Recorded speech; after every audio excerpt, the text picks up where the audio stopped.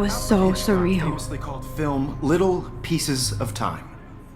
But he could be talking about photography, as he likely was. Okay, I'm in class. Everything's cool.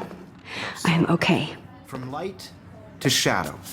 From color to chiaroscuro. Now, can you give me an example of a photographer who perfectly captured the human condition in black and white? I didn't fall asleep, and that sure didn't feel like a dream. Bueller? Weird. Diane Arbus. There you go, Victoria. Why Arbus? Because of her images of hopeless faces, you feel like totally haunted by the eyes of those sad mothers and children. She saw humanity as tortured, right? And frankly, it's bullshit. Shh, shh, shh. Keep that to yourself. Seriously, though, I could frame any one of you in a dark corner and capture you in a moment of desperation. And any one of you could do that to me. Isn't that too easy? Look at this crap. How can I show this to Mr. Jefferson? I can hear the class laughing at me now.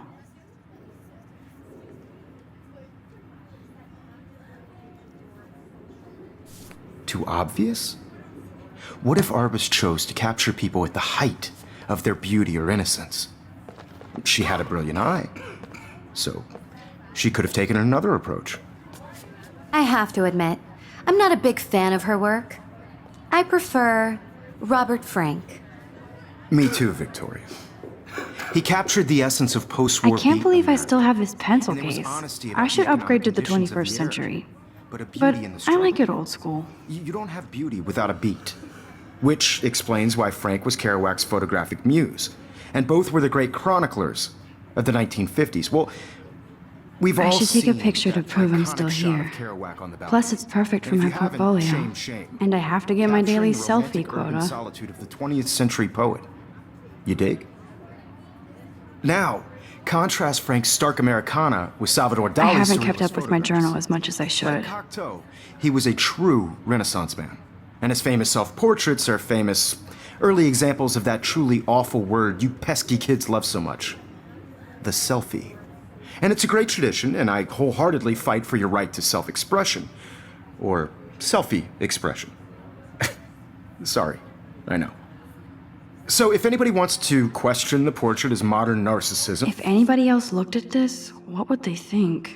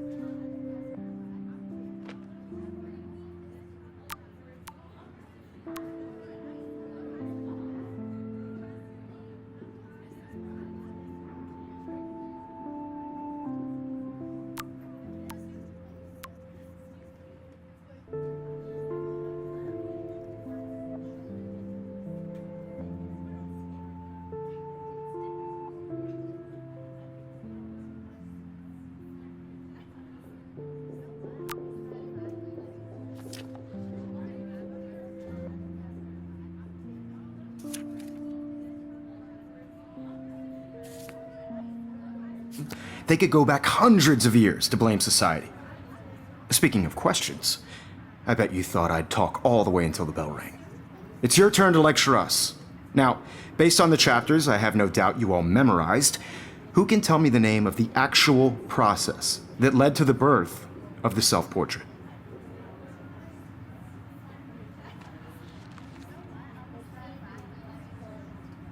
Anybody? This does not bode well. I do love my analog camera. I should take a quick picture now.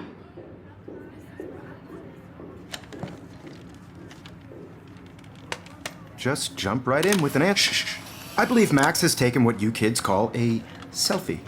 A dumb word for a wonderful photographic tradition.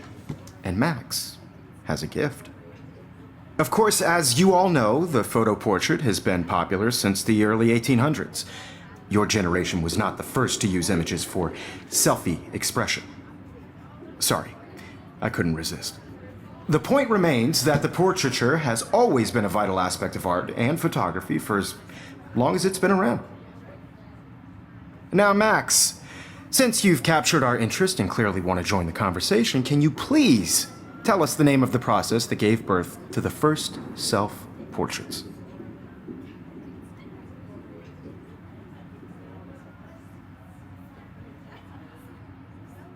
You're asking me? Let me think. You either know this or not, Max. Is there anybody here who knows their stuff? Louis Daguerre was a French painter who created daguerreotypes, a process that gave portraits a sharp reflective style like a mirror. Now you're totally stuck in the retro zone. Sad face. Very good, Victoria. The Daguerrean process brought out fine detail in people's faces, making them extremely popular from the 1800s onward. The first American daguerreotype self-portrait was done by Robert Cornelius. You can find out all about him in your textbook, or even online.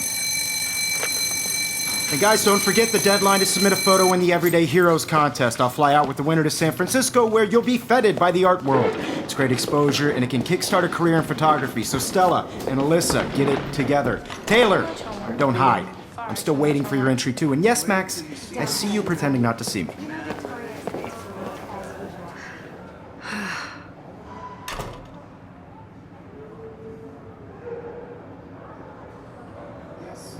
Victoria doesn't waste a second kissing ass.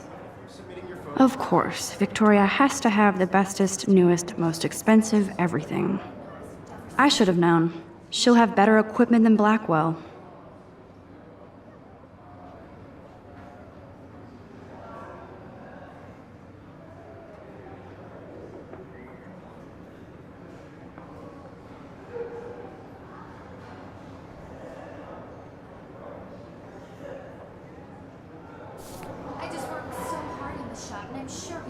Even her school books are gift wrapped.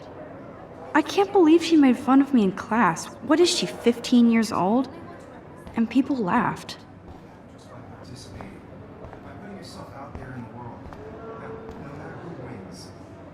That was amazing when Mr. Jefferson took a class picture the first week. Even though I didn't want to be in the picture at all, it was fairly fucking cool to watch him at work framing us.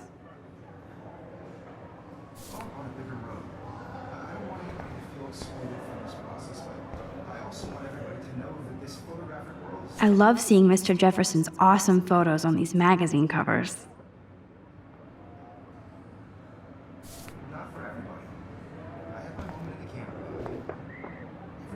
That printer is amazing. I'd love to see how it reproduces my pictures. I could pump out a whole gallery show with that thing.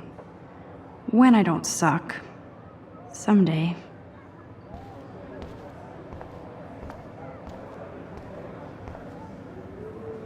Damn, they have carbon fiber tripods here. The ball head even has a pan lock?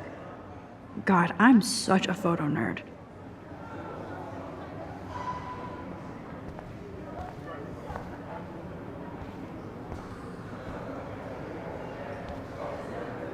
So cool to see Mr. Jefferson's actual published pictures.